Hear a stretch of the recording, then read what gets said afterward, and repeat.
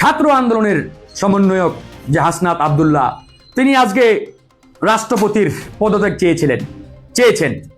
তো তাকে আমি ধন্যবাদ জানাই। এই দাবিটি আমরা কিন্তু প্রায় 1.5 মাস ধরে করে আসছি, কিন্তু তারা চুপ ছিল। কেন চুপ ছিল আই ডোন্ট নো। সবার আগে এই কাজটি করা দরকার ছিল। আমরা এখনো বলছি, এই সরকারের যে গঠন প্রক্রিয়া এটা আসলে ত্রুটিপূর্ণ, সঠিক পথে সঠিক রাস্তায় হয় নাই। এই জন্য আজকে পদে পদে আমরা বাধার সম্মুখীন হচ্ছি, নানাবিধ সমস্যার সম্মুখীন হচ্ছি।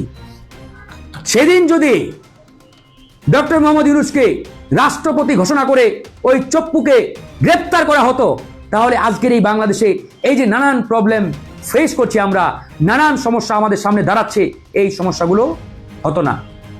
আপনি মূল জায়গাটা ইন্ডিয়ার প্রেসক্রিপশনে যিনি চেয়ারে বসছেন তার হাতে রেখে দিয়ে আপনি মনে করেন ডালপালা নিয়ে ব্যস্ত।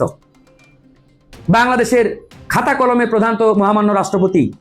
এই মহামান্য রাষ্ট্রপতি চেয়ারে একজন ভারতীয় লোক। ভারতীয় এই কারণেই বললাম, কারণ বিগত 17 বছরে বাংলাদেশের প্রেসিডেন্ট বলেন, চিফ জাস্টিস বলেন, সেনা প্রধান বলেন, এই পদগুলোতে যারা বসেছে এরা প্রত্যেকেই ইন্ডিয়ার আস্থাভাজন এবং ইন্ডিয়ান গ্রিন সিগন্যাল প্রাপ্ত। কারণ ইন্ডিয়ান গ্রিন সিগন্যাল ছাড়া কেউই হাসিনার আমলে ওই সেনা প্রধান বলেন, চিফ জাস্টিস বলেন, প্রেসিডেন্ট বলেন হওয়ার কোনো সুযোগ ছিল না।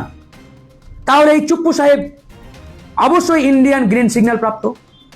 তাহলে ইন্ডিয়ার লোকের হাতে আপনি শপথ নিলেন, বাইয়াত নিলেন, আর এখন সমস্যা হবে না, এটা তো আসলে ভাই ভুল চিন্তা। আমাদের সমস্যা অবশ্যই হবে। ছাত্র ভাইরা তাদেরকে আমরা আহ্বান সেদিন জানিয়েছিলাম যে আপনারা একটা বড় ধরনের কর্মসূচি ঘোষণা করেন। 20 থেকে 30 লক্ষ মানুষ আসবে, এই ঢাকা শহর আবার ছাত্র জনতার দখলে আসবে। সেদিন আমরা ডক্টর মোহাম্মদ ইউনূসকে রাষ্ট্রপতি ঘোষণা করে সেদিনেই চপ্পু সাহেবকে গ্রেপ্তার করতে হবে। কিন্তু তারা আমাদের কথা শুনেন নাই। যাই হোক, সুযোগ এখনো চলে যায় নাই, যেহেতু এখনো সুযোগ আছে। আমি শুধু এতটুকুই বলবো, আজকে ওই যে হাসনাত আব্দুল্লাহ যে বক্তব্যটি দিয়েছে, এই বক্তব্যটি যাতে বক্তব্যের মধ্যেই সীমাবদ্ধ না থাকে, এটা বাস্তবায়নের উদ্যোগ যাতে তারা নেই। আমি মনে করি তারা যদি এটা বাস্তবায়নের উদ্যোগ নেই, একদিনের নোটিশে এদেশের লাখো কোটি মানুষ প্রস্তুত আছে আসার জন্য। তাদের সেই ডাকটা দিতে হবে। আমি জানি না তারা দেবে কিনা, কারণ তারা তো নানান সময় নানান কথা বলে। একের সময় রাজনৈতিক দলগুলোকে হেয় প্রতিপন্ন করে, ছোট করে দেখে, নিজেরা ক্রেডিট নিয়ে ব্যস্ত থাকে, এরকম নানাবিধ কর্মকাণ্ড নিয়ে। আমি তাদের সাফল্য কামনা করি সবসময়, আমি চাই তারা সফল হোক। তবে এই জায়গায় তাদের আরো উদার হতে হবে, উদার মানসিকতার হতে হবে। এই আন্দোলন একক কোনো দল, ব্যক্তি, সংগঠনের ছিল না। এই আন্দোলন বাংলাদেশের 18 কোটি জনগণের ছিল, এদেশের আপামর জনগণের ছিল। এটা মানে উদার মনে ধারণ করতে হবে।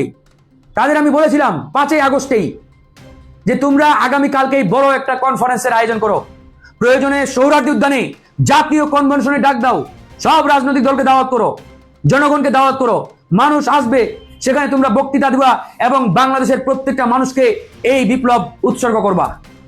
এই বিপ্লবের ক্রেডিট বাংলাদেশের প্রত্যেকটা মানুষকে দেবা, রাজনৈতিক দলগুলোকে দেবা। কিন্তু তারা সেটা করে নাই। তারা জিনিসটাকে সংকীর্ণ করে ফেলেছে।